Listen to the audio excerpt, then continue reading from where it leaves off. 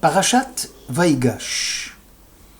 Il reconduisit ses frères lorsqu'ils partirent et leur dit « Point de rixe durant le voyage. » Ils sortirent de l'Égypte et vinrent dans le pays de Canaan, chez Jacob leur père.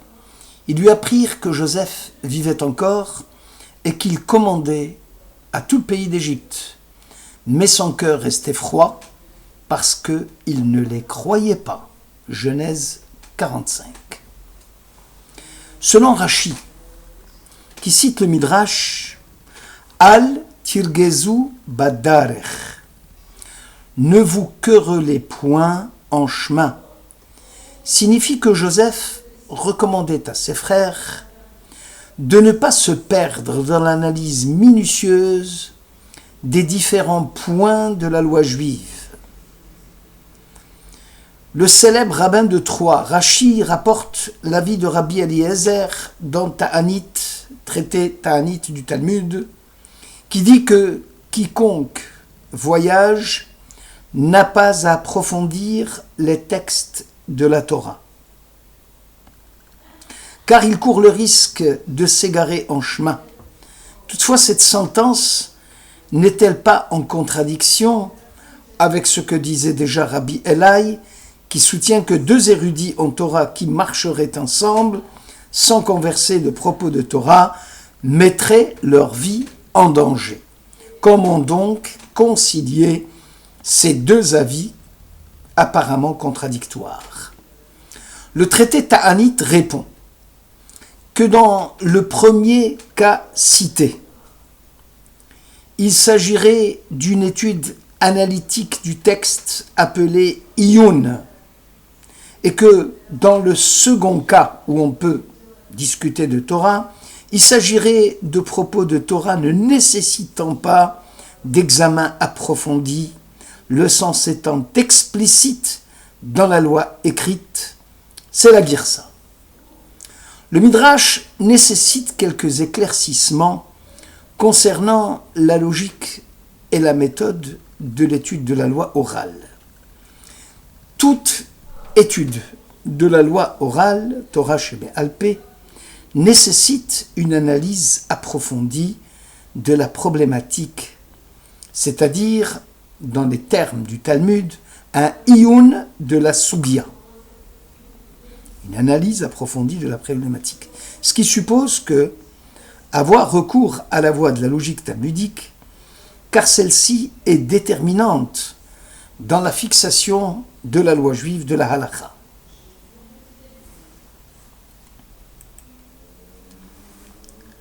La réflexion donc logique de la halakha puise sa force dans une conception globale et une vision prélogique qui proviennent des profondeurs d'analyse et de la personnalité du docteur de la Mishnah ou du docteur de la Gemara ou du décisionnaire rabbinique, sur laquelle repose bien évidemment toute son inspiration et l'inspiration sainte.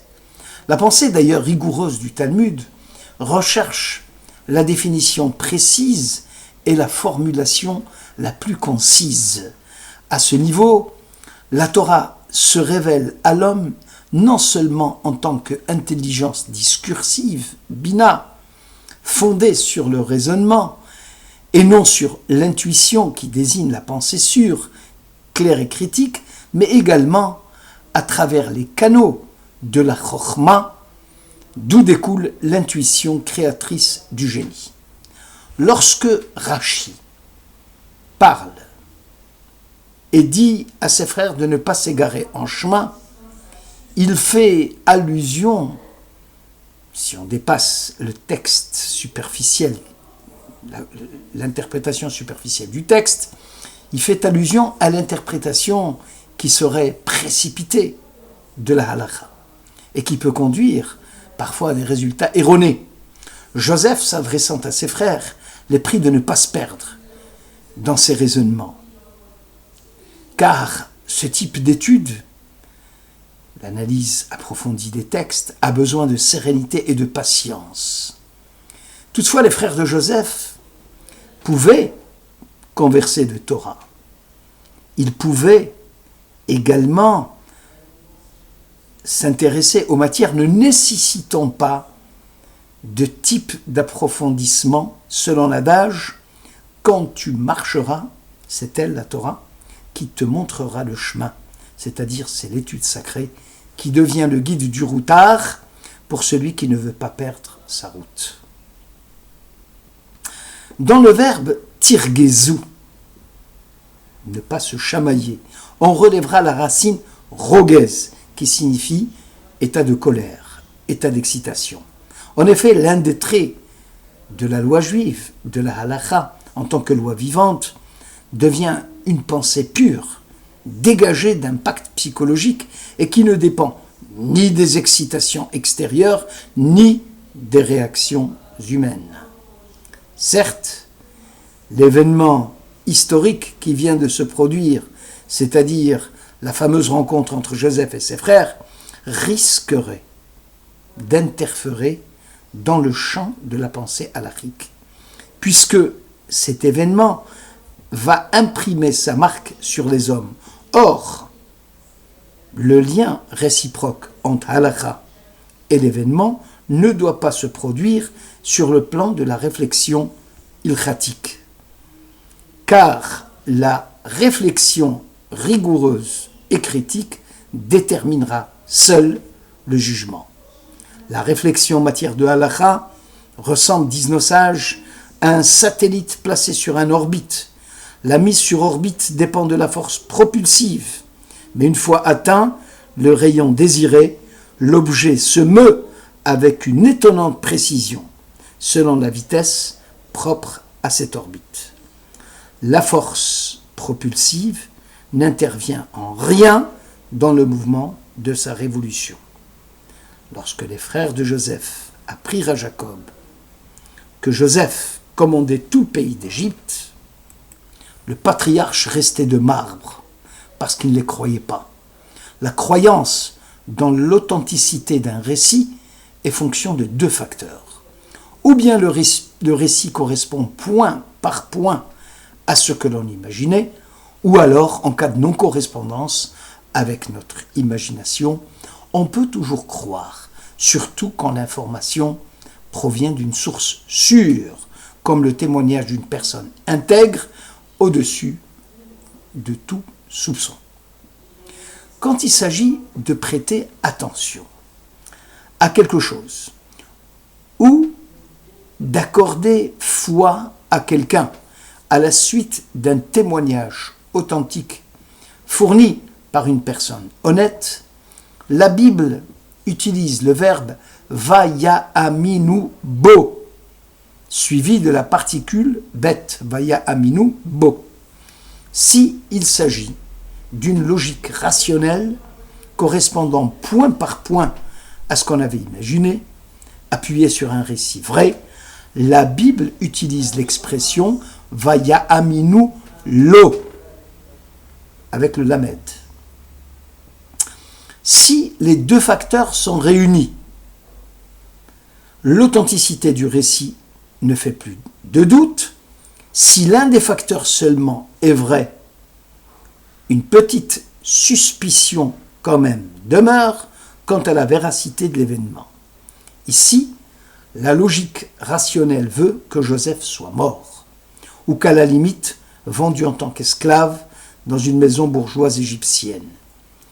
Imaginez Joseph, bras droit du pharaon, relèverait de la pure fantaisie. Or, le témoignage des frères est à prendre au sérieux, ce sont des gens intègres. De plus, Joseph envoya des carrosses pour amener son père, voilà qui augmente la confusion dans l'esprit de Jacob et qui explique la raison pour laquelle il avait beaucoup de mal à y croire. Les frères de Jacob prenaient garde de ne pas annoncer la nouvelle brusquement à leur père, au patriarche. Cela aurait eu de graves conséquences sur la santé physique, voire même mentale de Jacob, car il était déjà dans un âge avancé. Une question s'impose. Pourquoi Jacob n'avait-il pas averti ses fils, comme l'avait fait Joseph, au moment où il devait partir chercher la nourriture en Égypte, de se mettre à la recherche de leurs frères. Le Talmud Megillah 16 affirme que l'étude de la Torah est plus importante au niveau des valeurs que le respect des parents, et veut pour preuve la sanction infligée à Jacob d'être séparé de son fils pendant 22 ans, c'est-à-dire la durée de son séjour chez son oncle Laban, car ce long séjour ne lui permettait pas de respecter ses parents comme il l'aurait souhaité. Alors que 14 années dans la yeshiva de Shem et de Héver, la maison d'études, ne seront pas prises en compte dans la sanction qui lui sera infligée. Selon Kehilat Moshe, cette loi n'a été fixée qu'après l'apparition de Joseph, car auparavant, le respect des parents prévalait sur l'étude de la Torah. Traité Messie a dit, le respect des parents est équivalent à celui de Dieu. Joseph attira l'attention de ses frères en leur précisant la halakha. Même si vous êtes pressés de rentrer chez vous pour l'accomplissement de la mitzvah du respect des parents, Kibud Av Vaem, ne relâchez pas l'effort de l'étude de la Torah en chemin. Ici, nous rencontrons le problème de ce qu'on peut appeler le héros de la Torah. Le vrai héros est supérieur en acte. Le but de l'étude n'est pas l'accomplissement d'un simple acte, mais la métamorphose de l'homme. Rendre un culte au Saint béni soit-il pour être soi-même saint. Il s'agit ici de quelque chose de faire pour être. Le Pentateuque, disent nos sages, comprend 5 livres. Le Shulchan Aruch n'en comprend que 4. Quelle partie de la Torah a-t-elle été omise? Rabbi Ruskin répond, c'est la personne. Car sans la participation vivante de la personne, la loi demeure incomplète. La Torah reste sans gloire si l'homme demeure à l'écart. Le but de l'homme devant être une incarnation de la Torah. La Torah divine devrait devenir l'essence même de l'homme, de sorte que nul ne puisse se concevoir comme homme sans Torah, de même que nul ne peut se concevoir comme homme sans vie, écrivait Rabbi Moshe Almosnino dans Tefila les Moshe.